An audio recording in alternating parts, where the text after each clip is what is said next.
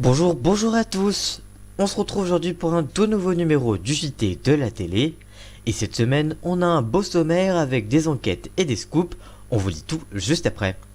Au sommaire, affaire conclue, une saison 2 du programme à la rentrée. Sophie Davant répond et on vous décryptera le succès du programme.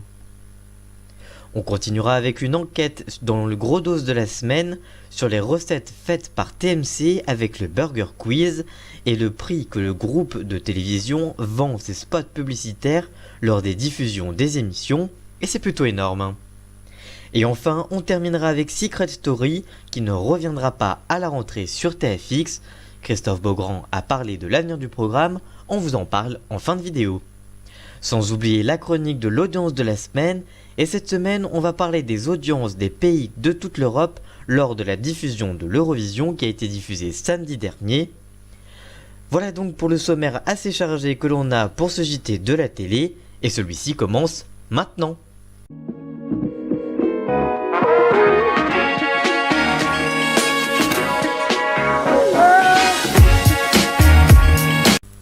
On commence donc avec Affaire conclue, une saison 2 déjà en préparation, Sophie Davant répond. Alors que l'émission quotidienne est un carton d'audience, en prime aussi, le programme Autour de la brocante avec Sophie Davant réalise de beaux scores. Mais alors, y aura-t-il une saison 2? Voici notre réponse. Un bilan d'audience plus que record. Alors que l'émission est passée en prime avec réussite, puisque 2,5 millions de téléspectateurs étaient présents devant leur écran, pour 11,8% du public, le bilan de la quotidienne est également une réussite puisque la case enregistre une hausse de 40%. C'est le meilleur résultat pour une fin d'après-midi depuis Tex entre 2009 et 2010. Alors que l'émission montait en flèche, la diffusion de l'émission avait été interrompue par les JO d'hiver, mais dès son retour, le succès était revenu et encore plus fort puisqu'un deuxième numéro était alors diffusé à 17h et depuis, l'émission passe quasiment tous les jours au-dessus du million. Une audience jeune. Outre les bonnes audiences, la chaîne observe un autre voyant vert, celui de l'âge de la case entre 16h et 18h. En effet, l'âge moyen des téléspectateurs a perdu 10 ans. Lors de la diffusion de Amanda et de Actuality l'an dernier, la case affichait 70 ans d'âge moyen. Cette année, Affaire conclue enregistre 60 ans. Une baisse de l'âge moyen des téléspectateurs dont se réjouit le producteur. Nous sommes l'émission de l'après-midi la plus jeune, mais aussi la direction également s'en réjouit. Une saison 2 en préparation. Au vu de tous ces bons points, l'émission ne peut que d'avoir de l'avenir sur la chaîne. Une hypothèse confirmée par l'animatrice Sophie Davant, qui, invitée de Village Média de Philippe Vandel sur Europe 1, a plus ou moins confirmé cette information. En effet, la cinquantenaire a révélé que les tournages de la saison 2 sont en préparation et que le contrat devrait donc être bientôt signé. Une bonne nouvelle pour les fans de l'émission qui sont toujours de plus en plus nombreux. Et d'ailleurs, la direction a également confirmé cette information dans le tube diffusé ce week-end et qui a donc été diffusé ce week-end et qui a dit que l'émission était renouvelée. Affaire conclue, tout le monde a quelque chose à vendre est diffusé du lundi au vendredi à partir de 16h, puis à 18h pour un deuxième numéro inédit sur France 2 avec Sophie Davant, bien évidemment. Que pensez-vous de cette émission? Regardez-vous l'émission chaque après-midi? Que pensez-vous de l'arrivée d'une saison 2? Dites tout ça en commentaire, on vous lira, bien évidemment. Comme chaque semaine, il est l'heure de votre chronique du gros dossier de la semaine, et cette semaine, on va parler du Burger Quiz. Découvrez le prix des coupures publicitaires de l'émission et les raisons de la rediffusion pour le dernier numéro de la soirée. Voici notre enquête juste après le jingle, c'est parti.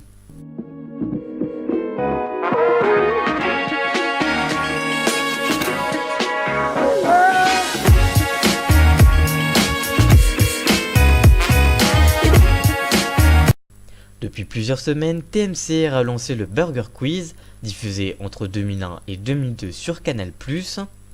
Ces derniers jours, plusieurs informations circulent autour de l'émission, voici notre enquête. Les raisons de la programmation d'une rediffusion. Ce mercredi dernier étaient diffusés 2 numéros inédits suivis d'une rediffusion. Si le compte Twitter de l'émission a donné plusieurs raisons dans un tweet qui disait « Amis du burger », suite aux plaintes « BQ ça finit trop tard, j'ai plus le temps d'aller au ciné, je vois plus ma famille », Nous avons décidé de rediffuser une émission chaque mercredi. Ne nous remerciez pas, c'est naturel, une émission rediffusée, un auteur sauvé. On comprend donc que les téléspectateurs trouvaient les soirées Burger Quiz trop longues, mais pour TMC aussi, cela fait de faire quelques économies. D'abord, la chaîne pourrait réaliser plus de soirées de l'émission, puisqu'un épisode est économisé et aussi réalise de meilleures audiences. En effet, même si les audiences n'ont pas besoin de meilleures audiences, la diffusion de 2 numéros inédits en début de soirée réalise de meilleures audiences, et le dernier numéro diffusé plus tard faisait baisser la moyenne de la soirée, donc c'est une bonne nouvelle pour TMC. Justement, des audiences excellentes. Chaque semaine, TMC réalise des audiences à faire pâlir ses concurrents. Malgré des programmes forts, le jeu de Alain Chabat a très bien su démarrer. La première soirée avait été suivie par 1,9 million de téléspectateurs, soit 7,7% du public devant la 10. La seconde soirée en va enregistrer une légère baisse avec 1,6 million de personnes en moyenne, pour 6,6% de part d'audience. Enfin, mercredi dernier, le programme avait séduit 1,4 million de téléspectateurs et 6,4% de part de marché. Une audience qui se consolide avec le replay, puisque 500 000 curieux ont regardé les 3 premiers épisodes de la nouvelle version du jeu en replay. Le cumul est donc de 2,3 millions de téléspectateurs pour le tout premier épisode de Burger Quiz. Le jeu devient donc l'émission de divertissement hors compétition sportive la plus regardée de la TNT. Le prix des spots publicitaires de l'émission. Avec ses très belles audiences, TF1 réussit et à vendre ses spots publicitaires à des prix exorbitants qui ont été révélés par le site Toute la Télé. Une semaine avant le grand retour de l'émission, la publicité de 30 secondes se vendait environ 20 000 € au plus fort de la soirée, puis 17 000 € de moyenne avec toutes les autres émissions qui suivaient de 90 minutes en quête. Les mercredis précédents celle-ci, avec Soirée Canap ou encore le spectacle de Vincent de Dienne, étaient même passés sous la barre des 10 000 € de moyenne pour la publicité. Lors de la première soirée de Burger Quiz, la régie publicitaire TF1 a vendu 43 000 € bruts avant remise pour la première coupure publicitaire pour les 30 secondes de pub diffusée. Puis la seconde coupure publicitaire est de 35,700 € les 30 secondes. Puis le dernier numéro de la soirée, c'était 27 400 € qu'une marque devait débourser pour diffuser son spot. Mais cela va quelque peu évoluer puisqu'à compter du samedi 19 mai, TMC va valoriser sa deuxième coupure publicitaire pour tous ses programmes en la faisant passer à 39 000 € les 30 secondes. À titre de comparaison, lors de la plus grosse coupure publicitaire, TF1 avec Grey's Anatomy le mercredi affiche un tarif de 73 000 € les 30 secondes, 8 000 € pour TFX avec Joséphine Ange Gardien et 3 000 € pour Profilage sur TF1 séries et films. Les recettes de l'émission. Avec ses belles audiences qui rapportent beaucoup avec les coupures publicitaires qui sont folles, comme indiqué juste avant, toujours selon le site Toute la Télé, l'émission aurait rapporté depuis son lancement environ 1,3 million d'euros. De plus, il y a aussi les frais de partenariat avec les marques de matelas Intex, les frites McCain et les pains Jacquet. Si l'émission continue à être un succès d'audience, l'émission pourrait être l'une des plus grosses machines à cash de la TNT. Le Burger Quiz est diffusé tous les mercredis, et ce minimum jusqu'au 6 juin sur TMC à partir de 21h avec Alain Chabat à l'animation bien évidemment. Que pensez-vous de cette émission? Que pensez-vous de ces chiffres? Dites-nous tout ça en commentaire et nous on se retrouve juste après le jingle pour la suite du JT de la télé.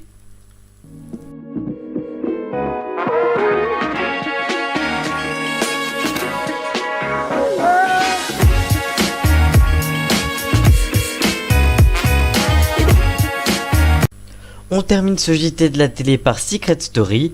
Christophe Beaugrand annonce que Secret Story ne reviendra pas à la rentrée. Alors que la dernière saison de Secret Story avait réalisé des audiences décevantes, des rumeurs annonçaient l'arrêt du programme. Aujourd'hui, on connaît la réponse. Pas de nouvelle saison à la rentrée. Christophe Beaugrand était l'invité du quart d'heure média de puremedia.com.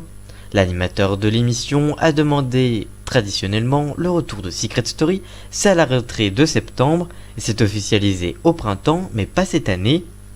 L'animateur de Secret Story a alors déclaré « Je peux peut-être annoncer une mauvaise nouvelle pour tous les fans de Secret Story qui nous regardent, mais pour l'instant, l'émission ne reviendra pas. C'est une émission que j'adore, que j'ai vraiment eu un plaisir dingue à animer pendant 3 saisons, mais pour le moment, elle est arrêtée. » Un arrêt définitif de l'émission. On comprend donc que l'émission de télé-réalité ne reviendra pas à la rentrée sur TFX, mais peut-on espérer un retour? Il y a également répondu. À court terme, à la rentrée sur les antennes de TFX, c'est sûr que l'émission ne reviendra pas. Après, faut demander à la chaîne, à la production. Les discussions, pour le coup, que je ne maîtrise pas, sont peut-être en cours. Les audiences trop faibles pour une nouvelle saison. En effet, les audiences de la 10e saison mettaient déjà la diffusion d'une 11e saison en péril, mais au vu des audiences de cette nouvelle saison, eh bien, il est impossible qu'une 12e saison se tourne. La moyenne de la dernière saison était de 450 000 téléspectateurs pour la quotidienne et seulement 530 000 pour le prime. Les coûts de production sont donc trop importants pour les recettes apportées par le programme. Une solution sur une autre chaîne ou dans une nouvelle formule était envisagée, on vous en avait déjà parlé, je vous propose de voir cette vidéo en lien en i et sinon dans la fin de cette vidéo. Que pensez-vous de cette annonce de Christophe Beaugrand? Regarderiez-vous une nouvelle saison de l'émission? Dites-nous tout ça en commentaire, on vous lira bien évidemment. Comme chaque semaine, il est l'heure de l'audience de la semaine et cette semaine on va parler de l'Eurovision. Carton d'audience autour de tous les pays cette année pour la finale de l'Eurovision. Détail des audiences des pays d'Europe.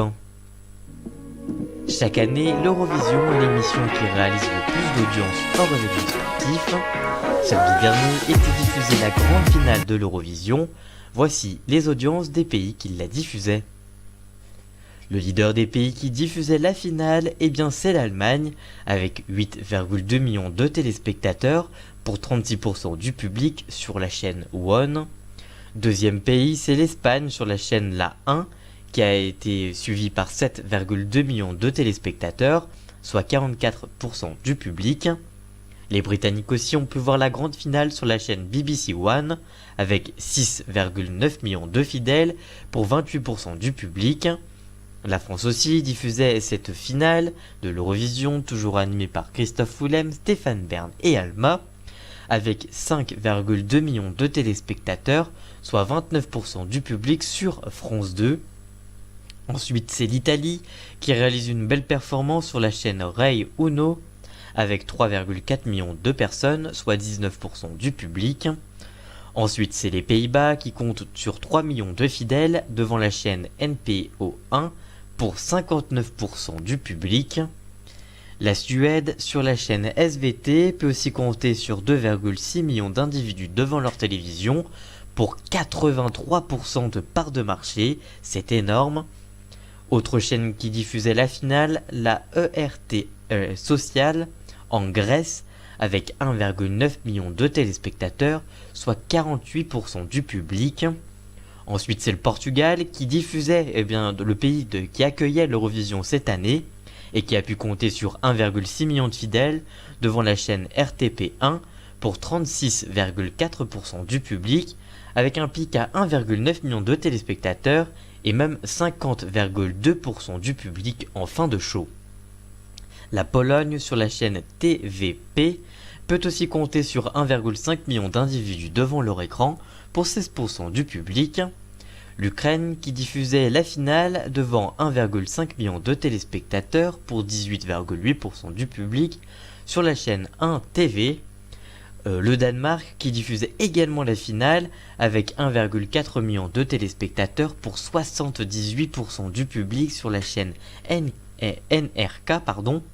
La Belgique côté néerlandaise diffusait également cette finale de l'Eurovision et a pu compter sur 1,4 million de téléspectateurs pour 57,3% du public devant la chaîne EEN.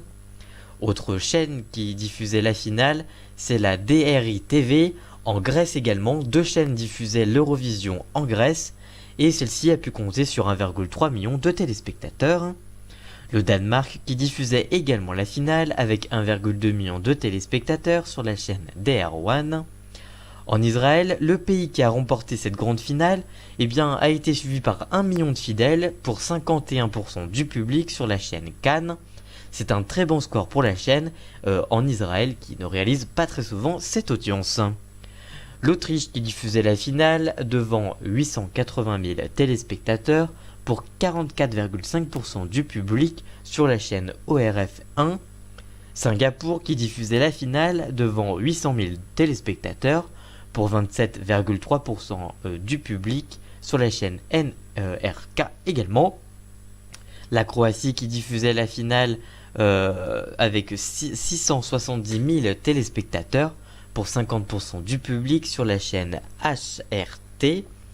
La Bulgarie qui diffusait également cette finale de l'Eurovision avec 650 000 téléspectateurs présents devant leur écran de télévision pour 39,4% du public sur la chaîne BNT. La Roumanie, pourtant éliminée en demi-finale, diffusait cette grande finale et a été suivie par 560 000 téléspectateurs pour 11% du public devant la chaîne TVR. La Belgique côté francophone réalise une belle performance avec 510 000 téléspectateurs pour 34,6% du public sur la chaîne RTBF. L'Australie qui diffusait également cette finale qui ne fait pas partie de l'Europe mais qui est invitée depuis de nombreuses années et donc qui participe chaque année. L'Eurovision est diffusée dans ce pays devant 460 000 téléspectateurs en tout cas cette année pour la chaîne SBS. La Suisse diffusait également le show devant 270 000 téléspectateurs pour 24,2% du public sur la chaîne RTS. Et enfin, Saint-Marin diffusait également la finale devant 140 000 téléspectateurs sur la chaîne Erika. Quelle délégation quelle délégation souteniez-vous cette année? Est-ce que celui-ci a gagné? Dites-nous tout ça en commentaire. Qu'est-ce que vous pensez de ces audiences dans l'Europe? Dites-nous tout ça en commentaire, on vous lira bien évidemment. Voilà, j'espère que ce point complet sur l'Eurovision et sur l'audience de la semaine vous aura plu. Là, on a fait tous les pays qui diffusaient l'Eurovision sont présents. Je vous ai parlé de tous les pays qui diffusaient cette Eurovision cette année. On se retrouve l'année prochaine pour parler de l'Eurovision. Et nous, on se retrouve tout de suite pour la fin du JT de la télé. Voilà, j'espère que ce nouveau numéro du JT de la télé vous aura plu. Si c'est le cas, n'hésitez pas à le liker, le commenter, le partager. N'hésitez pas à nous rejoindre sur les réseaux sociaux, tous les liens sont dans la description. Et nous on se retrouve très vite pour une nouvelle vidéo. A très bientôt, ciao.